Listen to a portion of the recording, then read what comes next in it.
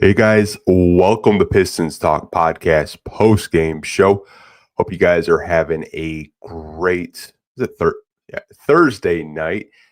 These days are just going by so fast. This week has gone by so fast for me personally. I don't know about you guys. Just got done watching the Detroit Pistons' second preseason game against the Milwaukee Bucks. Uh, we're going to go over these quarter notes. If you guys are new here, what we do with these post game shows is we go over the game. I take some notes, talk about it for a couple of minutes, and then we'll open up the show to any comments, questions, concerns, or maybe just topics you guys want to discuss. So if you are watching live on YouTube, have a question, a comment, maybe an observation you had with tonight's game, definitely leave it in the comments section. But let's get into this post-game show. Okay, so this was a loss for the Detroit Pistons against the Milwaukee Bucks, their first loss of the preseason. They have two more games left on the schedule. There's a lot of guys that didn't play tonight, so let's go over all of them. No Jalen Duren, still dealing with the hamstring issue. No Jaden Ivey, no injury there. It was reported that it was rest. Same with Tobias Harris. No Tobias Harris, no Karis LeVert. So the starting lineup was really, I think, eye-opening. I saw a lot of people talking about it online. So it was Cade Cunningham, Ron Holland, Asar Thompson, Duncan Robinson, and Isaiah Stewart. That was the starting five that the Detroit Pistons decided to start against the Milwaukee Bucks. And I was excited because wanted to see Ron Holland and Asar Thompson out there, 9 to 5. I think we'll get into Asar because I think he's going to be a very big, talking point. Even though it is a preseason game, we still will like to bring it up. But that was the starting five. Cade just looked great again. He looks like he's in basketball shape, NBA shape. Trajan talked about him wanting to get Cade in just good shape, be conditioned. Cade looks great. He was the leading scorer for the Detroit Pistons tonight. Bench unit really brought some energy. Javonte Green, was causing havoc. Chaz Lanier did pretty well tonight. He got actually a lot of playing time, which you like to see in the preseason, I always say. But they brought energy. Asar got to the free throw line quite a bit.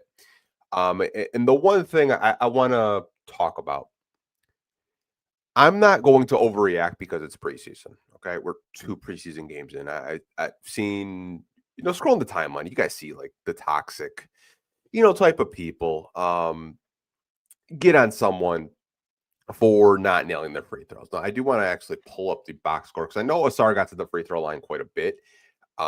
Just in general, I think he got there. Hold on. I have really slow internet, as you guys know. This is terrible podcasting on my part.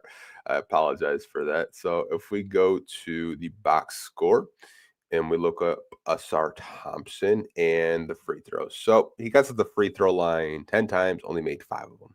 So 50%. I'm not going to crash out over Asar Thompson going 5 out of the 10 from the free throw line. I'm just not going to do it. I think it's very just premature, kind of rage baity. I'd like to see him at least make his free throws at a 70% clip. I was really encouraged seeing him get to the free throw line and attack the basket. And you saw Asar Thompson bring the ball up the court multiple times. That is something that the Pistons did throughout this game. And Cade was playing off ball. And Cade was perfectly fine with it. I mean, you look at the box score, he was the leading scorer tonight. But to end the first quarter, the Pistons trailed the Bucks by 2, 33-31. They come out of the first quarter. Starters come in, make a defensive stand, go on a 7-0 run. They make stops. Cade was just aggressive again. Cade Cunningham looked great. Just in the first half, because he only played in the first and second quarter, he had 26 points, you guys. He had 26 points in 19 minutes. 26, 6 rebounds, 6 assists, 2 steals. Cade looked great. The one player I put on my notes was Bobby Klittman. Bobby got a ton of minutes tonight, which I'm so happy for him because he didn't get to play it all last year because he had a calf strain to start the season, um, to start last season.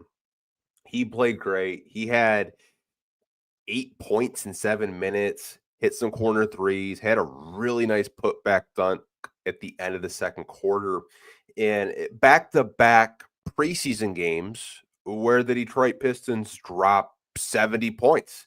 They go into halftime 72-60. Now, this is preseason, so you're going to see a lot of guys that play that are probably going to be in the G League. Some might sign overseas deals, and that's perfectly fine. Cade didn't play in the second half. Looked like he did want to actually play more, but JB didn't let him. Paul Reed did his thing, had a really good game as well. Chaz did his thing. Bryce Williams scored a little bit, but the Bucks just made a ton of threes to come out of the second quarter. They really were just hitting their shots. And I think a big reason why we did lose this lead is because we just couldn't score.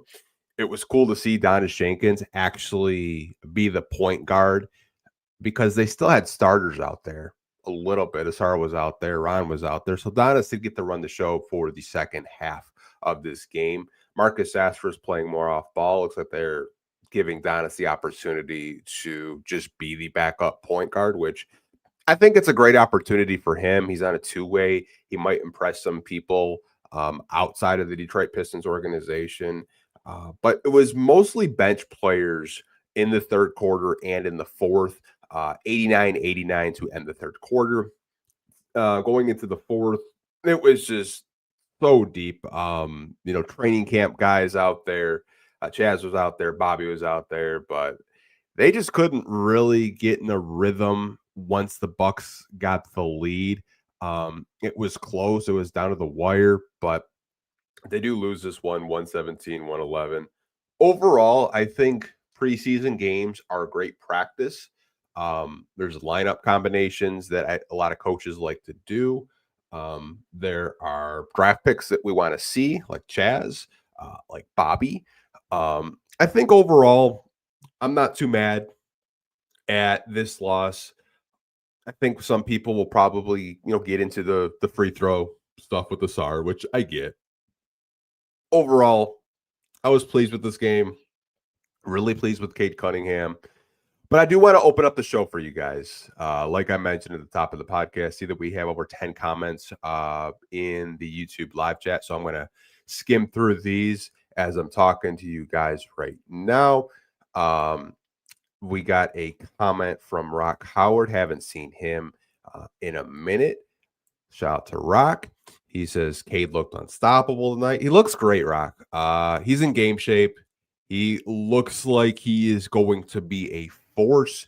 He looks like he's going to be a guy in those MVP talks. If he comes out just looking to score like that, the three-point shot looked great. Him getting to the basket, hitting his free throws. He looks great out there. I mean, even the Bucks broadcast said, would not surprise me if you see Cade in top 5 conversations, top 5 MVP discussions, just for what he was doing on the court. Like back-to-back preseason games, we've just seen him be aggressive, look to score. If his teammates aren't open, he's just taking the ball to the basket and taking charge. And I absolutely love that because I think Cade is a very talented player. I think he can score at all 3 levels. He can facilitate when you need him to facilitate, but he can take over when you need him to take over. And I know we were talking last year about having a closer. I know it's only 2 preseason games, but Cade looks like he could be that closer, given the opportunity. If maybe the Pistons are down 3 or down 4, he looks like he's in really good shape. And that's great to see, going into the season in a couple of weeks. I got a comment from Young OG. What up, though? What up, Young OG? Hope you're doing well. Derek Brown. Glad to join a live here. Shout out to you, Derek. Got your DM on Twitter. Always like talking with you. Mr. Ray. It's preseason, nothing to be worried about, folks. Yeah, you know how people are, Mr. Ray. People will go on social media and just be reactionary, but that's sports. Like, we're going to be reactionary. We're going to freak out. Like, the Red Wings literally had their home opener tonight. I know it's the Pistons podcast. We just got done uh watching Pistons versus Bucks, but I was curious to see because when I turned on the game, it was 1-0. They lost to the Canadians 5-1. And a lot of Red Wings fans are crashing out. You go like on the Twitter comment section, there's more comments than likes on the post. I'm like, oh boy, it's gonna be a long season for Red Wings fans. Hopefully they can get it together. Um Derek missed the game because I torture my wife with 82 games of regular season basketball, so she hates it. Hey man, I get it. I understand it. I'm a sicko. I'm a diehard. I'm up here watching preseason games, taking notes, uh, just trying to find positives with these guys. But overall, it was a fun game. The Hess, but he still has to hit his free throws. Absolutely, absolutely. We're not saying that Asar doesn't need to hit his free throws, but I think the takeaway you can have with tonight's game, especially with Asar Thompson T, is his ability to get to the free throw line is great. We just need him to hit his free throws at a good clip this year, and I think he will. I think with more time, more practice, he definitely will get to the free throw line quite a bit just because of the type of athlete that Asar Thompson currently is. But overall, he does have to hit those free throws, but we're not going to overreact on a preseason game up here. But I can understand why some fans are a little bit concerned with him only hitting 5 free throws when he got to the line as much as he did tonight. Ben Foe, what happened at the end of the game? I thought we won. It was close, Ben. They just couldn't hit a shot. It was a bunch of G Leaguers, Chaz Lanier and Bobby Klitman out there. So they couldn't get it done, and that's okay. The second half, they just really couldn't get an offensive rhythm. You really saw the absence of Cade Cunningham out there, in my personal opinion. But overall, they did a pretty good job. Mr. Ray, Bobby looks solid. Might even be good enough to get some rotational minutes if and when guys start going down with injury. Yeah, I was pretty pleased with Bobby personally. I know during the summer league, I was very hard on him just because it seemed like I don't know if it was a thing where maybe it's summer league. You're still working out every day. You're still getting reps. I know it was reported that he did gain uh, significant weight in the off season, but he was hitting his threes. He was mixing it up with Bobby Portis. Bobby Portis still was hitting his shots, but Bobby Klitman's a 6'10" forward. We always talk about not having a backup power forward. I don't know if JB is looking to play Bobby at backup power forward, but I mean, if you're given a good 6 to 8 points in limited playing time, I think that's definitely a conversation that we'll probably have this season, I should say. But I was impressed with him, man. Like I wanted Bobby to have a good um, training camp, preseason, um, because it's a draft pick that we signed for 4 years. I think there's a lot to like with Bobby. It's just we want him to keep developing and keep getting better. See what happened with Sasser, only played 9 minutes. I think it was just a thing, T, where JB's given everyone an opportunity. I wouldn't read too much into Sasser only getting 9 minutes. Because Sasser, to me, I think is going to be a staple on this team, especially if guys aren't hitting their shots or guys aren't defending. JB showed last year that, like, hey, if you're not showing effort or you're not hitting shots, I will play you. I mean, we saw in the Milwaukee Bucks game early last season, JB relied on Marcus Sasser when Jaden Ivey went out with injury. Sasser was playing backup point guard. There's a lot to kind of take away with just everything with these preseason games and like looking at the logs, it's probably confusing if you didn't watch the game, but JB literally gave everyone on this team a chance tonight, with a lot of guys resting. Um, Derek Brown, thanks for all the hard work, man. We appreciate it. You're a good dude. I appreciate you, Derek. I really do. You don't have to give me a super chat. You guys really don't. If you guys do want to support me, just hit the like button. Like that's it. Like if you don't have money, you just want to support me, hitting the like button does a ton for this YouTube channel, more than you guys know. It pushes the content out more to Pistons fans like yourself or just basketball fans. So if you can't hit the like button, cool. If you can't, no big deal. I'm not going to pressure you to do so. I'll never ask you guys to do something you're not comfortable with. So I'll get to a couple more comments and questions. So it looks like we got one from G Stu, Miss Blaha tonight. I did want to talk about this because I saw a lot of people pissed off, and I get it because it's like FanDuel says, "Hey, we got this game, we got the broadcast," and everyone's like, "Cool, can't wait to listen to George and Johnny."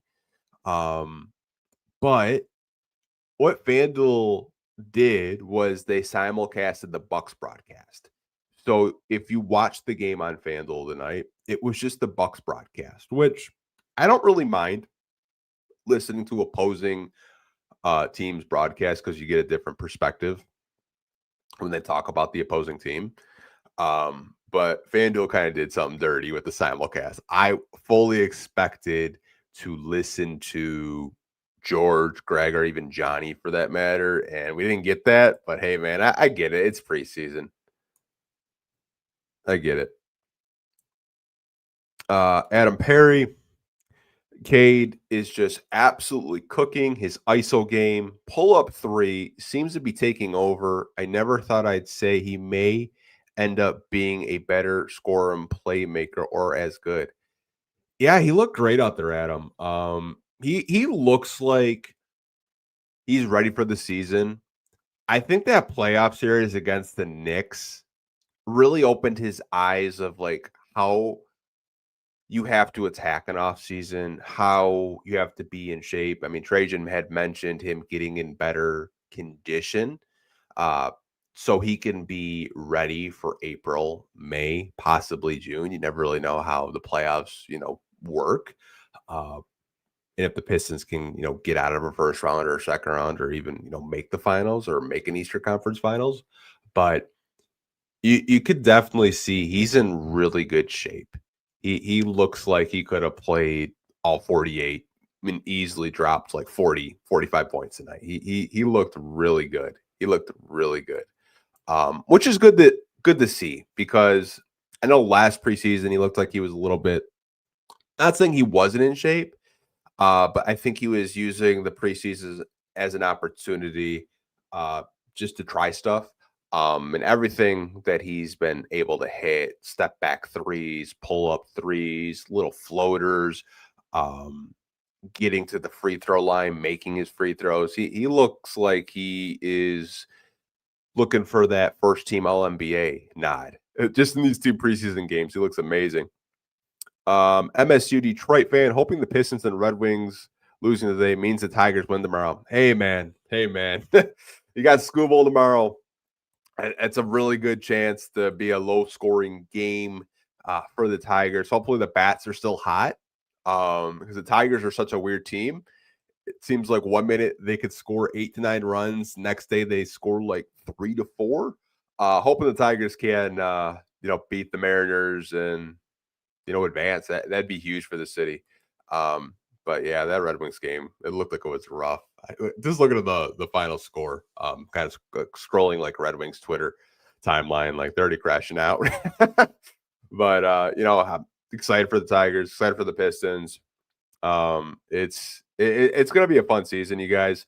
I do like doing these post game shows for about 20 minutes or so. I love these comments from you guys. We will be doing a podcast later this weekend, kind of talking about various topics.